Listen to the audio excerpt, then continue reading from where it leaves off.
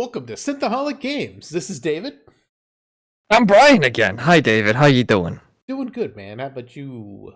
Well, I'm doing great because we have some good, tasty video game information for you. You, David. Nobody Me? else. This is Thank just you. for you. Thank you for bringing me some video game articles this week, Brian. I You're appreciate welcome. it. You're welcome. You're welcome. Are- I'm glad we're able to get Hopefully, through they're them less together. depressing than last time we read video I game think articles. they should be. But Eh. they should be. They should be. So as we get closer to our E3, whatever the heck, what was it called? Key 3, the Summer Games Fest. I would imagine next time we do one of these, we'll be talking about that. We do have something in the works, I think, a little bit that we might try to do a funny. We might try to do a funny. We might try to do a deliberate funny, hopefully. Yeah. Yeah. That's going to be next time, though. This time, though, David, what news do we have? Can we start with the first one? The first Well, I guess that is where you start. Yeah, well, the first thing you sent me this week is Atari acquires Intellivision brand. Sure. So, which is bizarre because I didn't realize television was still a thing. can I lead with this one? I wanted so. When I first saw that Atari decided to buy Roller Coaster Tycoon, I then wanted to be known as the Atari newsman. So, I knew for from all then of you, that this was my calling to be the Atari news man. you don't see anybody else doing it, so I'm gonna fill the shoes where Atari doesn't. So, Atari for does those what Nintendo don't. exactly. I love that. So, Intellivision was kind of like a competitor to Atari. Way And, back in the day, and on yeah, our way back in the day. unreleased console smash or pass video, I don't remember if we smashed or passed on a television. Oh man, one of us for did one of those. this is a deep cut. I don't know if we've ever brought this up before, but David and I went through. We printed out we downloaded a JPEG of every console ever created, and then we just put them up on screen, and then we just said if we were going to smash or pass them. Nobody's copied that idea yet. That video never came out, but there is, I don't know, that exists somewhere. I mean, if there's demand for it, we can re-record that video, because the reason it never came out is because we had audio issues both times we tried to record it. So, and it took a long time to record because neither one of us could keep a straight face. Yeah, we probably tried for 4 hours. But man, we've laughed a really good time, almost as hard as we laugh at Brian's curse gifts. Oh boy, yeah, those are a thing. Anyway, we're going to get away from that real quick. So I've decided that since Intellivision and Atari were competitors, this is ending the decades-long competition with Atari finally knocking out the final blow on Intellivision. So if any of you are curious what Intellivision was, you're going to have to Google it. I don't know a whole lot about them. I just want to let you know that Atari has done another thing to move forward to make them more powerful than all the big three. I want to see Atari on top. Oh, okay, yeah. Hopefully, I think Atari is a cooler name than Sony. I think Atari is a cooler name than Microsoft, Xbox, and Nintendo put together. Atari Hotel. Okay. That's all I got for Atari. Yeah. Brian is our Atari spokesman. Atari is right up there. Atari's right up there with Anubis for you. It's they're like Atari big fan of neck and Anubis neck. as well. This is like these are like deep cut hobbies of mine. Anubis, Atari. It's like and making Poke Raps out of the. Oh yeah. Oh, that's another thing. There is a video where I made a Poke Rap of all the personas from Persona. Well, Yep. Is that actually online? If No. it is, we should put it in the description. Oh no, it's not online, but I do have it in my possession. If you want any of these things to come out, please leave a comment on our videos. Let us know if you want Brian's Persona rap and the console smasher pass. We see. Listen, folks. We make videos. We just don't put them online.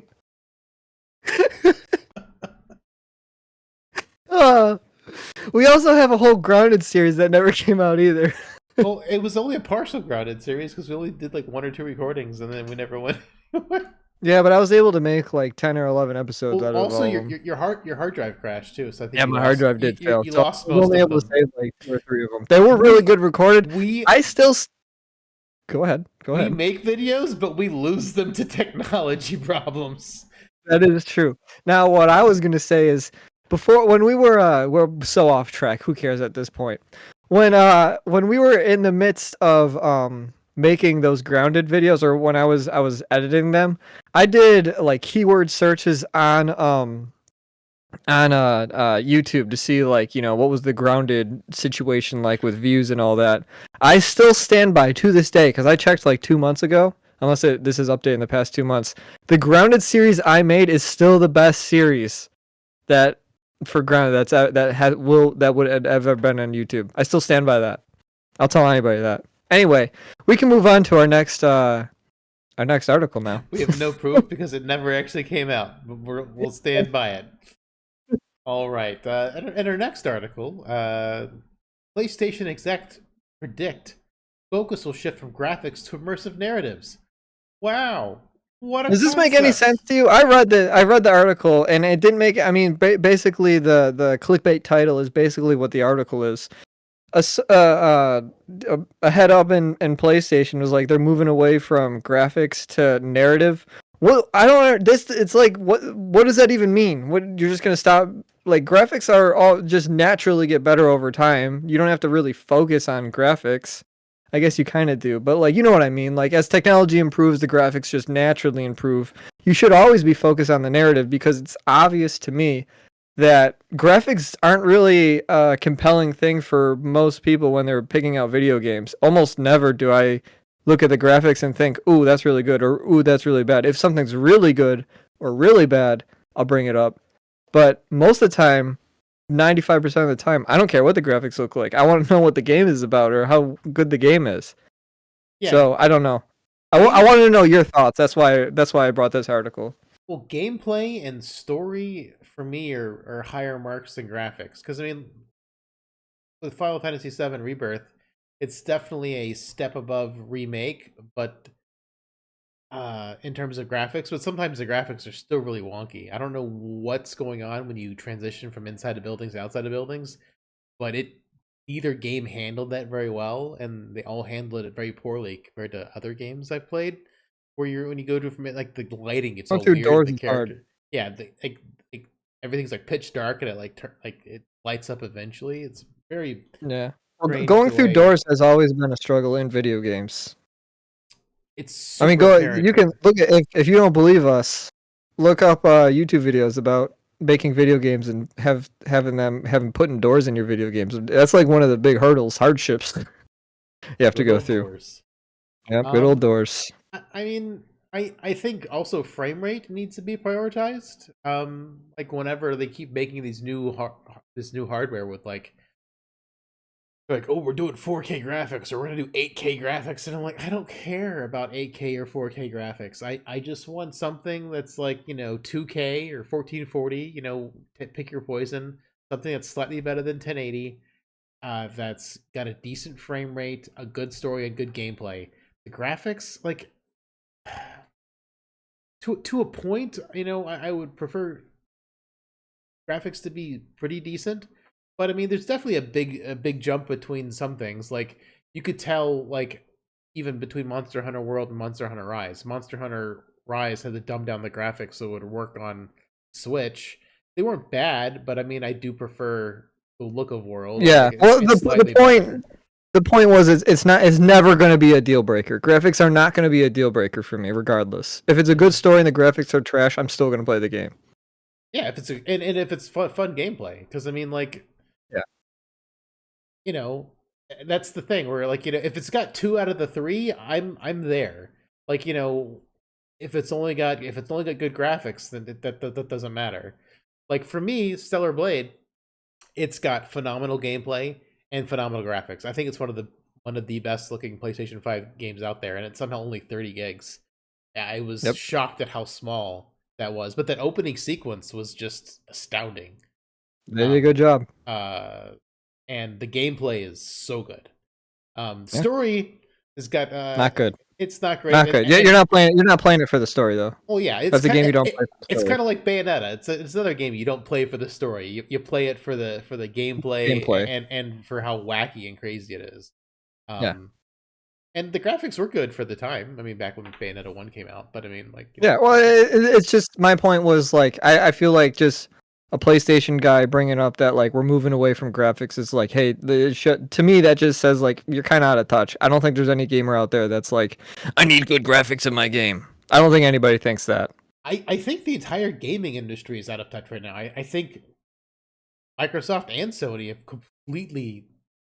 I mean, I don't think Microsoft ever had their hand on the pulse. I think they just got lucky with Halo, and Halo made them huge. But yeah, Sony used to be like pretty good, and then like Sony is just like ever since Devil May Cry 5, like they've gotten weird with censorship stuff, and they've like just everything. Gaming is becoming more and more corporatized, and it's just like kind of killing the soul of gaming, I think. And we are the souls. Oh man, yeah. For your average everyday gamer, they don't care, they don't notice. But it's like the people who were here playing games before it was like a mainstream thing, these big differences and knows what it could be and what it used to be rather than what it is. Yeah, it used to be a creative front, and I mean it was always been a business, but now it seems like it's 90% business and like 10% art and passion, where it used to be like very much the opposite. Yeah, it was like video games are sold to make money, but also like people used to be passionate about it. Used to be works of art. And I mean, I'm not saying they're not works of art now, but like the less so.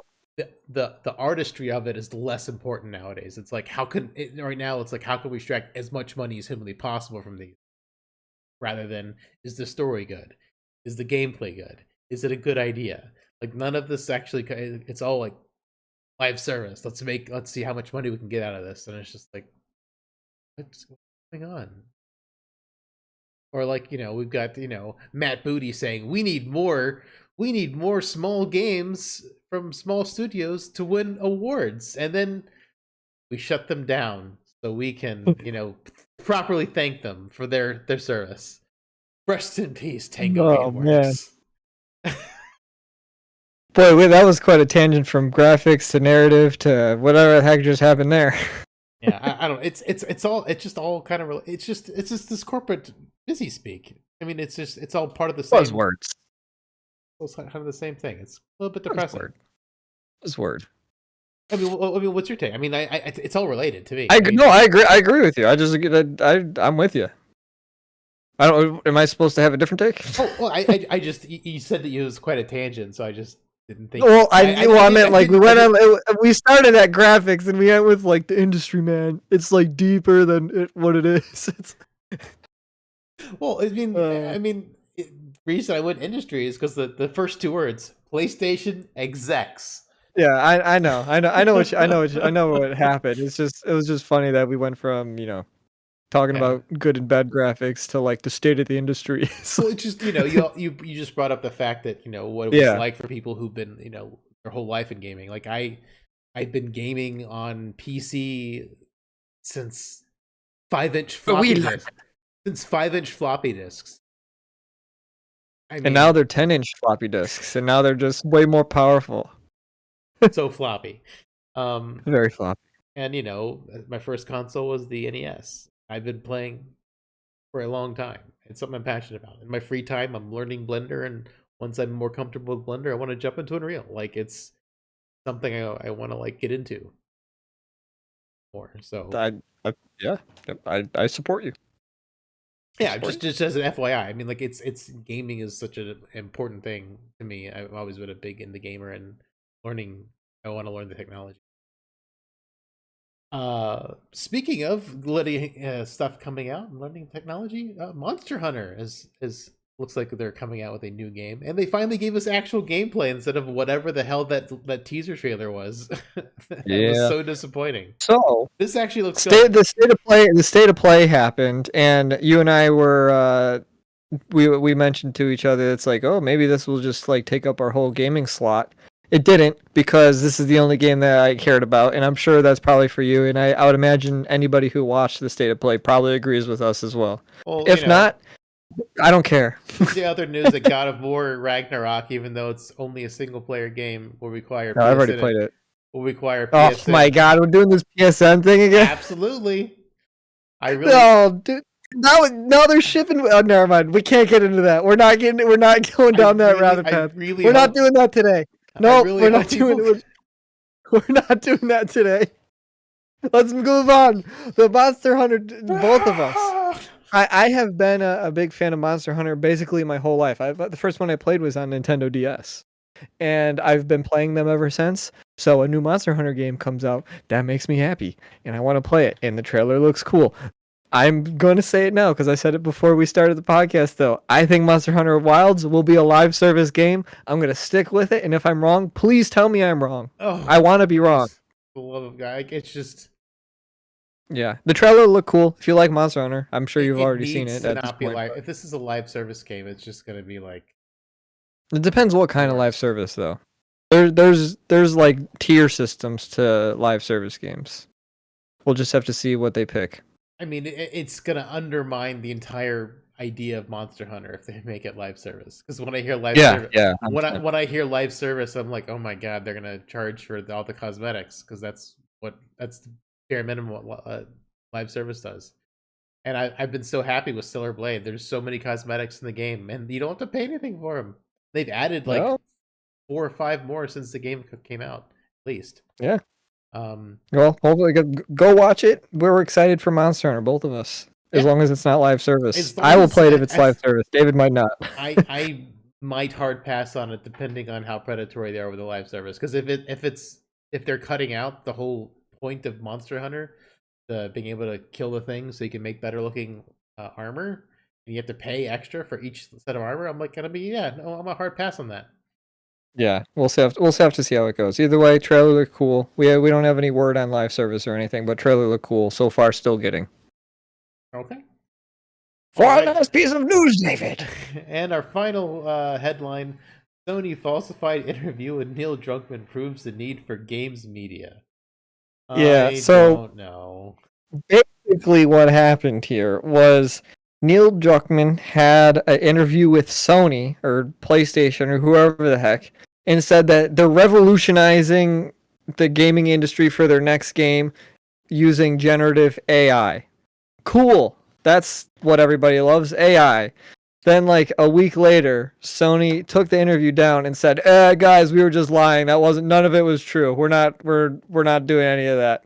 So that's kind of what happened on the quick side of things. But yeah, I don't know. I don't like AI all that much either. I mean, I understand why people don't like it. I think it can be useful in certain cases, but if you're just like generating like, your monsters and everything, you don't have to do anything. It loses the human touch, and I think still maybe it'll change someday in the future. I think people can still feel when there's not a human touch on something, rather than like machines making it. But we'll see. We'll see. AI is powerful. It's not going away. I just there's certain things that I think AI is good for, and I think there's certain things it's really not good for. That's my take. Yeah. David, over to you. Well, the thing is, AI is a useful tool, and people think, especially in these big companies, they think AI just does everything, and it's like it's a replacement for the creator, and it's the tool and the creator that they're replacing with one thing. Like, no. AI is just a tool. You still need the creator to do it, and with art and everything, you want. I think AI has its place in art, but only like I follow Royal Skies YouTube channel, and he's done a lot of series on AI art, and he's done instructions on how to use it. And I think the interesting thing is like if you want better or different versions of your own art, feed it your own work and let it come up with AI versions of your own work. So that way you can get like maybe different poses and different ideas of your own style out faster instead of like copying, because he's talking about making your own model for AI training. And I'm like, that's a really cool idea for artists, but for these companies to come out and just be like, oh, we're gonna like fire 90% of our, and then just have the remaining 10% to do all the AI stuff, and I'm just like, well, throwing the baby out with the bathwater, because I mean, it's a tool. It's like Maya or Unreal Engine or whatever. Like, you still need the technical skills and whatever other thing you're doing to make the AI stuff work and look good. Like making your own model of AI based on your own artwork instead of just weird repository of everyone else's artwork. If every artist used AI to help, pump out some of their own stuff faster, that could be really interesting. But this just people who don't have a ton of artistic ability using AI to do everything wrong, because AI is scraping the internet for other people's stuff. So it's not going away. 2020. It's not going away. That's our 2024 take. I still lean more towards I don't want AI to be a thing. I don't think. We'll see in 5 years, what changes. But I would imagine AI is probably not going anywhere, and it's probably just going to become more invasive into our lives. And I don't know if humans are going to be okay with it. Corporations will, but I don't know if humans will be okay with it, because it's no longer human. It loses that human touch. Mm-hmm. Which makes us connected. It makes us one. We'll see. Maybe I wonder if Rufus was voiced by AI and Advent Children, because that felt pretty lifeless. And we noticed. So if it was, we noticed. Oh man, that's our news. The things we found interesting. Again, we are not a news channel. I don't claim to be a news channel. Well, yeah. Maybe we just AI generated all these articles. I hope so. I think Sony AI generated their interview with Neil Druckmann. Maybe they did. They did. It was about AI. Oh man. They wanted to see how it would go. Yeah, but who knows how it goes? It didn't go good. It didn't go good for him. Yeah. But email David at synthaholics@yahoo.com, because that's the only plug I want to plug. Other stuff you can do, like the subscribe button and the like button and the dislike. Actually, just dislike everything. Just dislike everything. It's okay. It's not going to hurt my feelings. I can't speak for David, but I'll be okay. I can move on from that. Actually, leave mean comments as well, and then maybe we can get into a little bit of a scuffle. We'll make a whole separate video of just like roasting people. Anything's possible. So like, get down in the comments and start roasting me and Ryan, I guess, and we can have an online fight between us and just us. We just fight each other. Okay, we'll just say bad things to each other in the comment. I hope you like your Pikachu butt plug. I love it. Thank you. You're welcome. That's one of Brian's many cursed gifts. Oh man. Well, I'm going to sign off now. So, yeah, David, close this down before this gets weirder. Can't wait. Anyway, thank you for listening. Until next time, I've been Dave. And I've been Pikachu. Bye. See ya.